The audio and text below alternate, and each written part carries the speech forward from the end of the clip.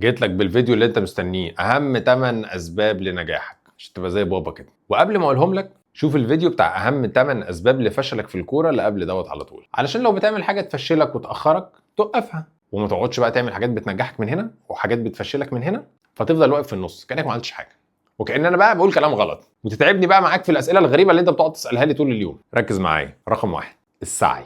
اسعى للتدريب، اسعى للاختبارات، اسعى للعلاقات، اسعى لتطوير نفسك، اسعى لخلق الفرص. في سعي انت موجود، مفيش سعي يبقى مالكش وجود اصلا.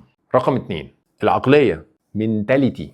انك تخش نادي او تمضي عقد احتراف دي البدايه مش المكافاه، دي الفرصه اللي هتقول من خلالها انا عندي حاجه اقدمها. لو قدرت تستغلها النجاحات هتزيد وهتكبر، والعربيات الاكزوتكس هتزيد برضه وهتكبر وهتملى الجراج عندك وكده. لو ضمنت مكانك واعتبرته حق مكتسب تأكد انك هتترفص من مجال الكورة بنفس التكنيك اللي ضرب بيه عصام الحضري في بطولة افريقيا لما جاب الجون من الجون للجون. فاكرينه ده؟ واحد يقول لي هو الجون يقدر يجيب جون؟ هنقول له اهو شايف الكورة الجميل كورة يعني. نفس الشلوت ده هتاخده من المجال كله. في الموقف ده هتبقى انت بقى الكورة، تلطش من هنا تطير محدش يشوفك تاني. رقم 3 التدريب البدني، اكتر حاجة بحبها في حياتي، وده اهم عنصر ممكن اكلمك فيه. لو انت احرف واحد في الكوكب ومش قادر تقف على رجليك او بتتصاب كتير مش هتعرف توصل لحاجة. زي نيمار كده ما وصلش لأي حاجة، يعني كلهم كام مليون دولار على كام قصر على 40-50 عربية اكزوتيك، يعني ما عملش حاجة في حياته، كله كلام فاضي.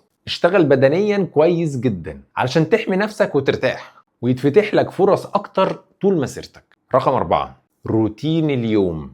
اللاعب الرياضي اللي بيفهم الرياضة بعمق فاهم كويس قوي ان اداؤه الرياضي مش متوقف على التدريب الكويس فقط، ده متوقف على كل تفاصيل حياتك. عايش مع مين؟ بتتكلم مع مين؟ بتسمع من مين؟ بتفكر في ايه؟ بتاكل وتشرب ازاي؟ عاداتك اليومية عبارة عن ايه؟ كل تفصيلة بتتجسد في ادائك في الملعب. رقم 5 حفز نفسك. في الرحلة بنقابل تحديات واحباطات كتير، اسباب فعلا تهبط اي حد، لكن لازم يكون كلامك مع نفسك ايجابي وتعلم تشجع نفسك علشان تقدر تكمل، وكل ما هتكمل هتحقق حاجات اكتر واكبر.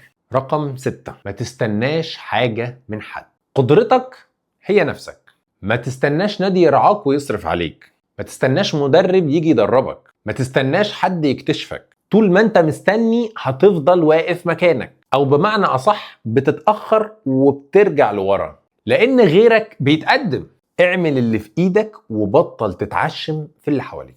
رقم 7 التسويق، ماركتينج. كل الناس تقول ماركتينج، فين يا حبيبي الماركتينج؟ لو مش عارف تسوق نفسك وتبرز مهاراتك مش هتوصل لأي حاجة، لان اللي بينجح مش شرط يكون اشطر واحد، لكن شرط يكون ذكي وبيعرف يبرز مهاراته حتى لو كان مش اشطر واحد. رقم 8 والاخيره واهم واحده طبعا، انك تعمل لي فولو وسبسكرايب. مش عشان انا جميل ولا زي القمر، لا، لانك محتاج حد يوجهك، وطول ما انت بتسمع كلام ايجابي وبيفيدك هتبتدي طريقه فكرك تتطور، وبالتالي هتقدر تاخد قرارات احسن واوقع وتوصلك اكتر لهدفك. ولو عايز بقى تنجح اكتر واكتر تعال اشتغل معايا ادفع. عارف اول ما تدفع هتشوف اللي عمرك ما شفته. كده انت معاك روشتة النجاح وروشتة الفشل. شوف بقى انت عايز تروح فين وتوكل على الله. حياتك اختيارك، واختيارك مسؤوليتك، محدش مسؤول عنها غيرك. استأذنك بقى اقوم علشان عندي حاجات لازم اعملها، عشان انا راجل بتحمل المسؤولية جدا. سامحني يا رب على الكلام ده. سلام.